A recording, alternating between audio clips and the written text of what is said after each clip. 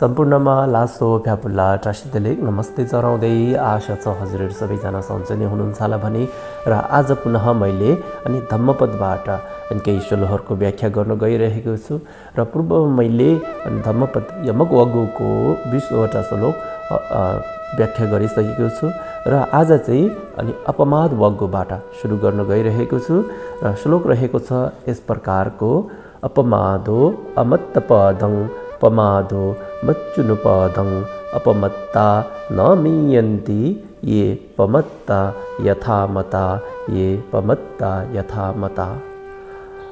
यहाँ यस श्लोकमा सर्वप्रथम त हामीले अप्रमाद र प्रमाद चाहिँ कस्तोले भन्छ भन्ने बुझ्नुपर्ने हुन्छ है। र तथागत भगवान बुद्धले यस श्लोकमा अप्रमाद र प्रमादको नै विशेषताहरू यहाँ छुटाइदिनु भएको छ। र अप्रमाद चाहिँ कस्तोलाई भनिन्छ भन्दाखेरि हामी कुशल कार्यहरू गर्दाखेरि हैन मनलाई एकाग्र गरेर ध्यानपूर्वक एकदमै सतर्कको साथमा यदि हामीले त्यो कार्य चाहिँ गर्छौं भने त्यसलाई चाहिँ अनि अप्रमाद भनेर भनिन्छ हैन।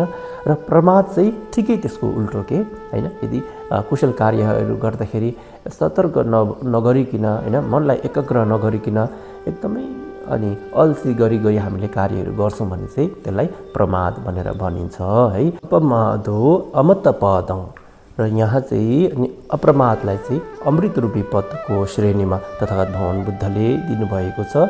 र अपमाद चाहिँ अमृत रूपी पद किन हो भनेर भन्दाखेरि चाहिँ यदि हामीले कुशल कार्यहरू अप्रमादको साथमा गर्छौं भने त्यस प्रकारको कुशल कार्यहरू छिट्टै नै शीघ्र नै पूरा हुने हैन कुनै विघ्न बाधा नआउने हैन। र अनि त्यस प्रकारको कार्य गर्दाखेरि आफू र अरूलाई पनि एकदमै फाइदा हुने हैन र त्यसको फल पनि मिठो हुने कारणले गर्दाखेरि त्यसलाई चाहिँ अमृत रूपी स्थान दिनुभएको छ है।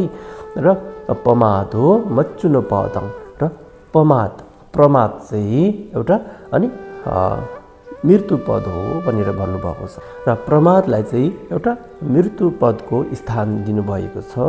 र प्रमाद चाहिँ मृत्युको समान चाहिँ किन हो भन्दाखेरि यदि हामीले कार्यहरू गर्दाखेरि प्रमादवश गर्छौं भने त्यो कार्य पूरा पनि नहुने अरूलाई पनि दुःख कष्ट हुने हैन र अन्ततगतवा त्यसको फल पनि मिठो नपाउनेको कारणले गर्दाखेरि त्यसले चाहिँ अनि मृत्युको स्थानमा तथागत भगवान बुद्धले राख्नु भएको छ। र अपमत्ता नमीयन्ति भनेको चाहिँ के हो भन्दाखेरि जो चाहिँ अप्रमादी व्यक्ति हुनुहुन्छ जो चाहिँ अप्रमादी अनि मनुष्य हुनुहुन्छ उहाँ चाहिँ कहिले पनि मर्दैन भनेर भन्नुभएको छ। यहाँ अप्रमादी व्यक्ति चाहिँ कहिले पनि मर्दैन भनेको कारण चाहिँ के हो भन्दाखेरि जो चाहिँ अप्रमादवश कार्य गर्दछ उसको चाहिँ कार्यहरू शीघ्र नै सफलता हुने हैन। त्यस प्रकारको कार्यहुँदीमा कुनै घाटाहरू कुनै अनि दुःख कष्टहरू आइ नलग्ने भएकोले गर्दाखेरि त्यस प्रकारको अप्रमादी व्यक्ति चाहिँ कहिले पनि मर्दैन भनेर भन्नुभएको छ। र अन्तमा ये पमत्ता यथामता भनेर भनेको चाहिँ के हो भन्दाखेरि जो चाहिँ प्रमादी व्यक्ति हुनुहुन्छ जो चाहिँ कार्य गर्दाखेरि प्रमादवश कार्य गर्दछ ऊ चाहिँ जिउँदो भए तापनि अनि मरेको समान हो। यस श्लोकमा तथागत भगवान बुद्धले यसरी धम्मदेशना दिनुभएको छ। यस श्लोकबाट निचोड चाहिँ के निस्किन्छ भन्दाखेरि हैन यो आध्यात्मिक क्षेत्रको कार्य नै के हुनुहोस् या त एउटा सामान्य आफ्ना जीवन जीविकाहरू चलाउने क्रममा राम्रो कार्य गर्दाखेरि प्रमादवश कार्य गर्नु भएन अप्रमादवश हैन आफ्नो मनलाई एकाग्र गरी सतर्कको साथमा एकदमै ध्यानपूर्वक हामीले कार्य गर्यौं भने त्यस कार्यमा चाहिँ कुनै विघ्न बाधाहरू नआउने र त्यस कार्य चाहिँ शीघ्र नै सफलता पाउने र अन्ततगतवा त्यस कार्यको अनि फल पनि एकदमै मिठो पाउँछ भनी यस श्लोकमा चाहिँ त्यसरी हामीलाई तथागत भगवान बुद्धले धम्मदेशना दिनुभएको छ। र यस श्लोकको निचोड पनि यसरी हामी बुझ्न सक्छौं। यति भन्दै मेरो आफ्नो यो शब्दलाई यही विराम दिन चाहन्छु। हस्त धन्यवाद। सबैको जय होस्। शुभम मस्तु।